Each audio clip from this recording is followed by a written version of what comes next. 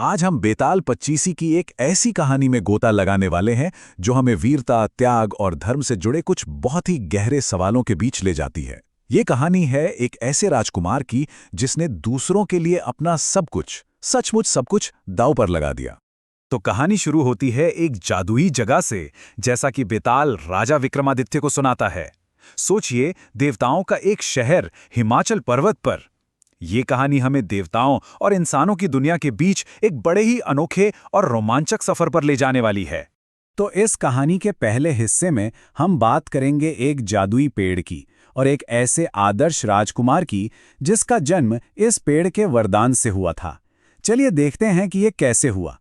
तो कहानी का जो सेंट्रल पॉइंट है वो है ये कल्पवृक्ष, देवताओं के राज्य का एक ऐसा पौराणिक पेड़ जो कोई भी इच्छा पूरी कर सकता था।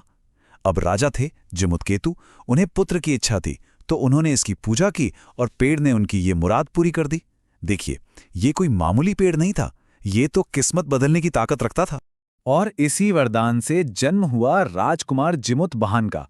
और वो ऐसा राजकुमार था, मतलब हर तरह से परफेक्ट, बुद्धिमान, ध्यान लगाने वाला, इरादे का पक्का, निडर और विद्वान। एक महान लीडर में जो भी गुण होने चाहिए वो सब उसमें थे। सच में एक असाधारण व्यक्तित्व। अब देखिए, राजकुमार ने क्या किया। उसने उस कल्प वृक्ष से अपनी प्रजा के लिए एक बहुत ही निस्वार्थ इच्छा मांगी। उसने कहा, राज्य से सारी गरीबी खत्म हो जाए। और पेड़ ने ये इच्छा पूरी कर दी। सब लोग एक बराबर अमीर हो गए। पर इसका जो नतीजा निकला वो किसी ने सोचा भी नहीं था। जब किसी को कोई जरूरत ही नहीं रही तो कोई काम क्यों करेगा, कोई किसी का आदेश क्यों मानेगा। और बस देखते ही देखते पूरे राज्य में अराजकता फैल गई, पूरा सामाजिक ढांचा ही ढह गया। तो इस पूरी उथल-पुथल के बाद राजकुमार और उसके पिता को अपना राज्य ही छोड़ना पड़ा। और यहां से कहानी एक नया मोड़ लेती है। हुआ ये कि जब राज्य में गड़बड़ी फैली तो राजा के अपने ही रिश्तेदारों ने विद्रोह कर दिया। लेकिन राजा जिमुतकेतु ने क्या किया, उन्होंने लड़ने के बजाय शांति से सब कुछ छोड़कर जाना चुना। उन्होंने कहा, बेटा, ये शरीर तो नश्वर है और धन दौलत भी हमेशा नहीं रहती। ऐसी चीजों के लिए पाप करना ठीक नहीं है। मतलब उनके लिए सत्ता से बढ़कर धर्म था। वो सिंहासन के लिए खून खराबा नहीं चाहते थे।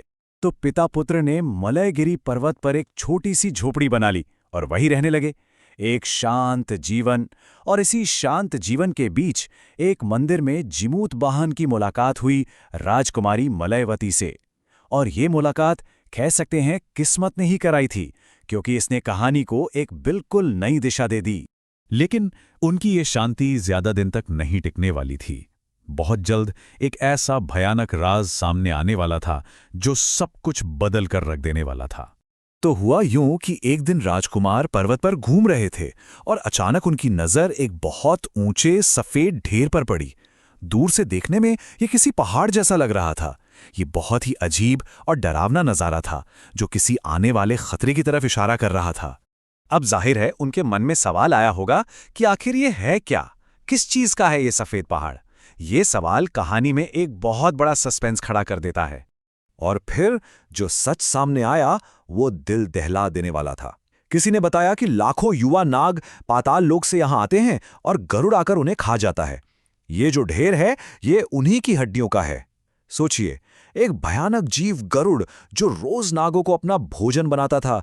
और ये कोई एक दो दिन की बात नहीं थी, ये तो सदियों से चला आ रहा एक भयानक समझौता था। और इसी खौफनाक माहौल के बीच राजकुमार को किसी के रोने की आवाज सुनाई दी। उन्होंने देखा एक बूढ़ी औरत बिलख बिलख कर रो रही थी। पता चला कि उसका बेटा शंखचूड़ गरुड़ का अगला शिकार बनने वाला था। अब ये सिर्फ एक दूर की भयानक कहानी नहीं रह गई थी, ये एक मां की आंखों के सामने की त्रासदी बन चुकी थी। और बस यहीं पर कहानी का सबसे बड़ा, सबसे अहम मोड़ आता है। जिमुत वाहन एक ऐसा फैसला लेते हैं जो न सिर्फ उनकी बल्कि कईयों की जिंदगी हमेशा के लिए बदलने वाला था। राजकुमार ने एक पल भी नहीं सोचा। वो सीधा उस बूढ़ी मां के पास गए और बोले, मां, रो मत, मैं तुम्हारे बेटे के बदले अपनी जान दे दूंगा। जरा सोचिए, ये कितनी बड़ी बात थी। शुद्ध करुणा का, निस्वार्थता का एक ऐसा पल जिसकी कोई मिसाल नहीं। और फिर वो घड़ी आ ही गई। गरुड़, इंसान जैसे चेहरे वाला एक विशाल पक्षी, आसमान से नीचे उतरा और उसने राजकुमार को दबोच लिया। ये कहानी का क्लाइमैक्स था। लेकिन गजब की बात यह थी कि मौत के मुंह में जाकर भी जिमुतवाहन बिल्कुल शांत थे। उन्होंने गरुड़ को समझाना शुरू किया कि उन्होंने ऐसा क्यों किया, और उन्होंने अपनी बात की शुरुआत एक बहुत ही गहरी तुलना से की। उनका फलसफा, उनकी सोच बहुत साफ थी। वो मानते थे कि सच्चा चरित्र मौत के सामने भी नहीं बदलता। तारीफ या बुराई से कोई फर्क नहीं पड़ता। और सबसे बड़ी बात, वो जीवन ही बेकार है जो दूसरों के काम ना आए। मतलब असली जीवन वही है जो दूसरों की भलाई के लिए जिया जाए। राजकुमार के इस असाधारण साहस और ज्ञान को देखकर गरुड़ हैरान रह गया। उसका दिल बदल गया। वो अब शिकारी नहीं रहा, बल्कि वो उस राजकुमार का प्रशंसक बन गया था। और उसने राजकुमार से कहा कि वो कोई भी एक वरदान मांग सकता है। अब देखें, राजकुमार ने क्या मांगा। उसने अपने लिए कुछ नहीं मांगा। पहला, उसने गरुड़ से कहा कि वो नागों को खाना बंद कर दे। दूसरा, उसने कहा कि जिन नागों को वो खा चुका है उन्हें भी जिंदा कर दे। गरुड़ मान गया। वो पाताल लोक से अमृत लेकर आया और सारे नाग फिर से जी उठे। राजकुमार के इस एक त्याग ने न सिर्फ एक जान बचाई, बल्कि मौत के पूरे सिलसिले को ही पलट दिया। और इसका फल ये मिला कि उसे अपना खोया हुआ राज्य भी वापस मिल गया। लेकिन कहानी यहां खत्म नहीं होती। अब आता है बेताल का वो सवाल जो राजा विक्रमादित्य के सामने रखा गया और जो हमें भी सोचने पर मजबूर कर देगा।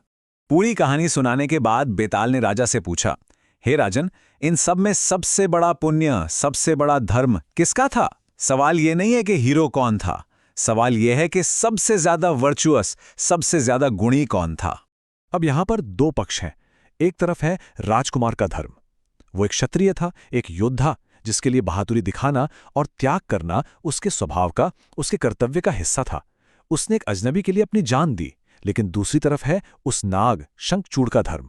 वो तो बचकर निकल गया था, लेकिन जब उसे पता चला कि उसकी जगह कोई और अपनी जान दे रहा है, तो वो अपनी निश्चित मौत का सामना करने के लिए वापस लौट आया। तो सवाल यही है, ज्यादा बड़ा धर्म किसने निभाया? उस राजकुमार ने जिसने अपनी जान दे दी, या उस नाग ने जो अपनी किस्मत का सामना करने के लिए मौत के मुंह में लौट कर आया? वीरता का असली मतलब क्या है? एक महान इंसान का महान काम, या एक साधारण जीव का असाधारण साहस?